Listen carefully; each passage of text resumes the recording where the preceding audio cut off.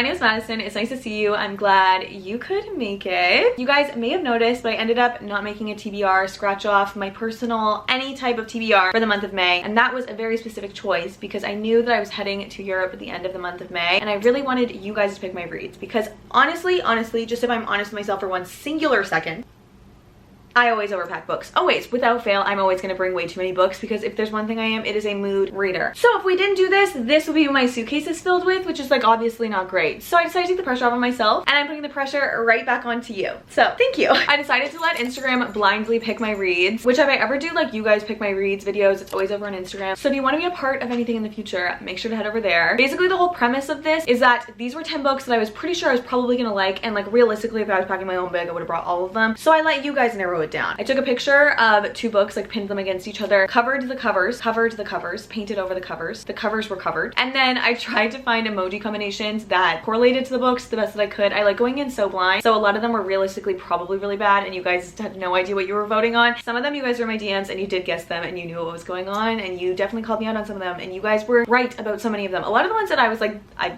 feel like that was a really bad coordination of emojis and you guys got a lot of them. Since posting them, I have not looked at what was winning, what was losing, what ended up winning in the end, and I've narrowed it down that I am not going to take anything but the books you guys voted on because I trust your opinion. And also all 10 of these I was like pretty confident I was gonna, is there 12 there or 10? Packing 5 books for a week is still freaking insane. But realistically, if I didn't narrow it down, these would all be going in my bag and this would be my suitcase and I would have 1 pair of pants. So for better or for worse, we're gonna just get into it. For the very first one, I decided to pin 2 romances that were like pretty high up on my TBR that I like really kind of want to get to. And after posting this, I realized I did really have one that I really wanted to win, but I wasn't checking it because I have a feeling it's probably not gonna win, which will make me sad, but it's fine. I also did the colors of the squares to coordinate with the covers because it made sense in my brain. It was like another clip. On the left, I did a little Hawaiian flower, a palm tree, and a little fish. I feel like a lot of you guys did guess this one, which was just kind of like generally tropical, but this is a very topical book because it did just come out. The Paradise Problem by Christina Lauren. I read Love and Other Words by them and it wasn't my favorite read ever. I've realized that I really can't do dual timeline. Like my brain is taken out of it. Like there's very few dual timeline books that I find like I can really connect to. It's like a trope, a micro trope I guess, that I have never been able to connect to. I thought I was just like not gonna be a Christina Lauren girl, but this is my book of the month picks and I was like, you know what, everyone loves them, I should give them another chance. The whole premise of this sounds like so quirky, so like perfect summer read. Basically our main female character ended up marrying this guy before going to UCLA because it was gonna like help with something. Don't ask me, I don't know. And she thought the second that she graduated they got divorced, but he knew that he was gonna come into his inheritance with the family company that he did not want to work for after being happily married for 5 years. Now his family wants to meet the bride. However, the other book is really high on my TBR and after finishing the first book in this interconnected standalone series, I'm itching to read it. And for that, I did little headphones, the play button, and just a heart for a romance. I do that a lot. And that was the Happily Ever After playlist by Abby Jimenez. If you know how The Friend Zoned ends, I just don't understand how we get here. Like I'm curious how much time has elapsed, how we get here, okay? I have not one singular clue what this is about except for the character that connects to the friend zone and like why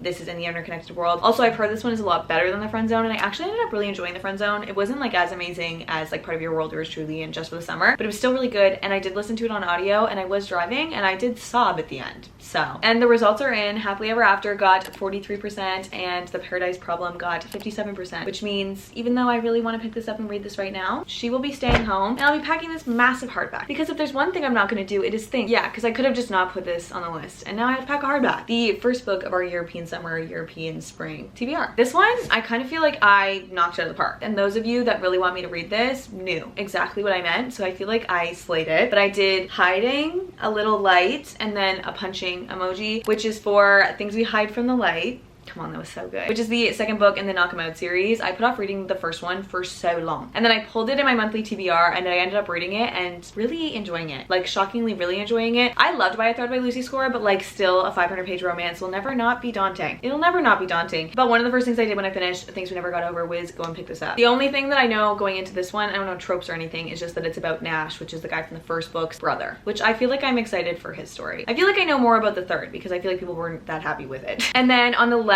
I have a broken heart, a ring, and then a family of 4, which a lot of you guys guessed this one. This is Before I Let That's upside down. Before I Let Go by Kennedy Ryan, which is basically following a couple that has been divorced and they're trying to raise their 2 kids together and like trying to find out if there's any way that they can fix things, is what I gathered from the synopsis. In which case, I feel like the emojis correlated so dang well. I feel like I'm kind of 50-50 on either of these. I could read either of them, although bringing that massive one, again, not the smartest decision I could have made for picking books for this. Oh my god, this couldn't have been closer. This could not have been closer. Before I Let Go got 51% and Things We Hide from the Light got 49%. That's crazy. Okay, but Before I Let Go, it's going in the suitcase. For the third one, I wanted to do like fun, cutesy little romances. Again, that's the vibe. Although I've heard that that's not that cutesy. I've heard that's very emotional. But I treat very emotional romances very similar as typical romances, because if it doesn't make me cry, was it even good? I'm kidding, but like I'm not.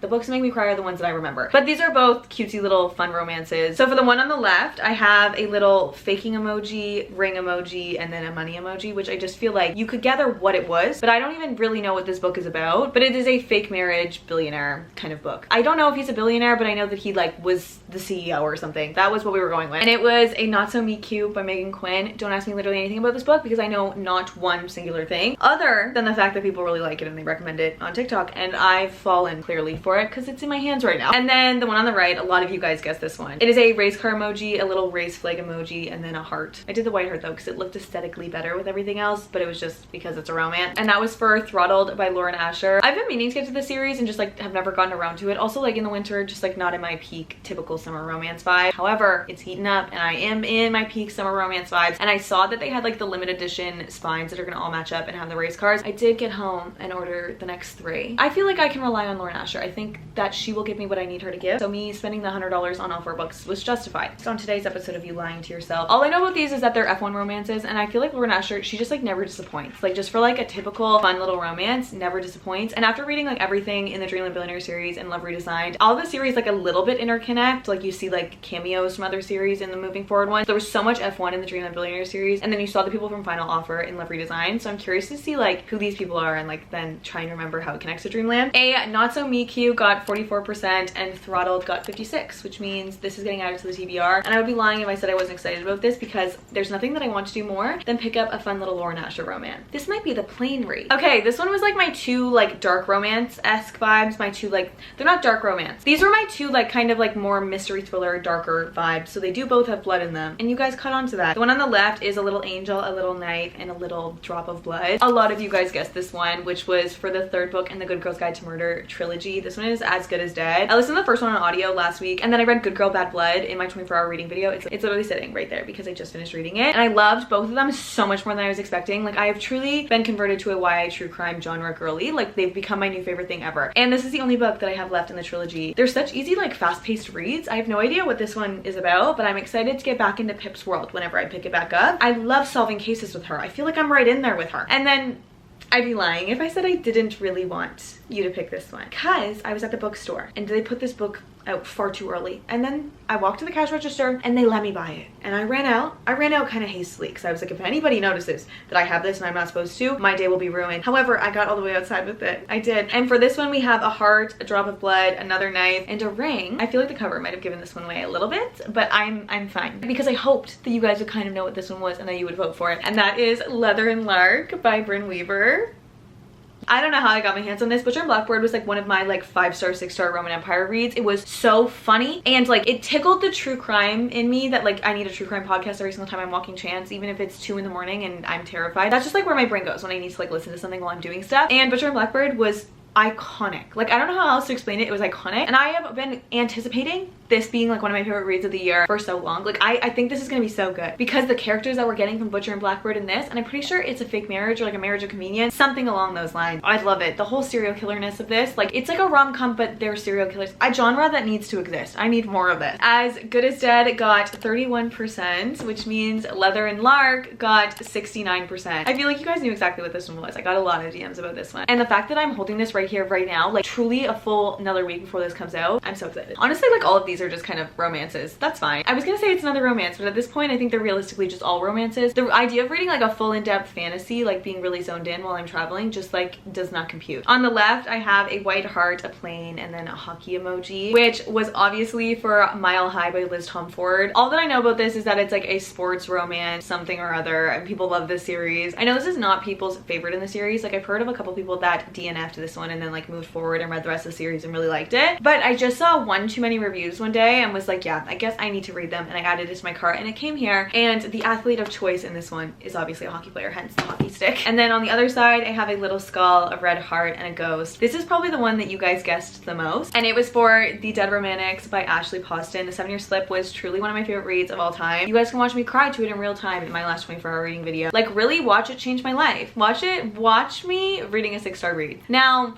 I've heard this one is not as good, but however, I would like even just like a crumb of how the 7-Year Slip made me feel. So even if this is just like 10%, 8%, 1% of the 7-Year Slip, I still feel like I'm really gonna enjoy it. Dead Romantics got 44% and Mile High got 66%, which means this is coming with me. Last but not least, on the left, I have champagne, a wilted rose, and a heart, which if you know the story is pretty good, but also if you've ever seen the cover is spot on for Addicted for Now by Kristen Becca Ritchie. This is the 3rd book in the Addicted Calloway Sisters series. This is the one that everyone says I'm gonna fall in love with these characters and with this world and with everything, and I'm really banking on it because I want to be an Addicted Calloway Sisters girly, and I just like don't feel that connected to them yet, but apparently this is the one that's gonna do it. This is like quite a bit longer than the first, and like obviously way longer than the novella, so I'm hoping we get like so much in this because people who love Magnolia Parks love this series, and I wanna get it. Like, I know I'm gonna look back at all of the videos of me saying like, yeah, I just don't get it yet, like I don't feel that connected, when I'm like really deep in the series and like loving it and recommending it to you guys all the time. Like, I know I'm gonna kick myself, or at least that's what I'm telling myself because I want to love it. And then on the right we have a wave, a black heart, and a knife, which is for Does It Hurt by H.D. Carlton. No idea. I know this is another dark romance. I know it has something to do with a lighthouse and that they're trying to kill each other. Very H.D. Carlton coded. Does It Hurt got 41%, which means Addicted for Now got 59%, and it means that I get to bring this with me, and maybe this will be the moment. Portugal will be the place that I fall in love with the Addicted Calloway Sister girlies. Just like that, I narrowed down what would have been a 10-book TBR to just 5. 6. It is 6. Can one read 6 books in 10 days? Maybe if I try really hard. Thanks to your guys' voting, these are the books that are going to be coming with me to Portugal, which I may or may not be going to Portugal for a very specific reason, and it might be the reason that flying all the way to Portugal, staying in Portugal, and then buying tickets to the Eras tour was cheaper than trying to find tickets in Toronto. So I may or may not be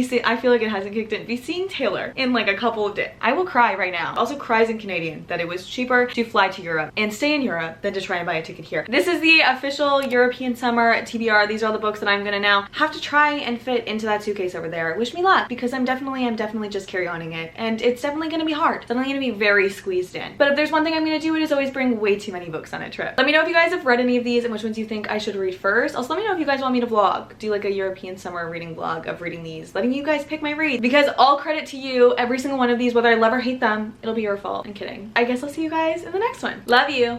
Bye. I seriously don't know how I'm gonna get all of these in my suitcase.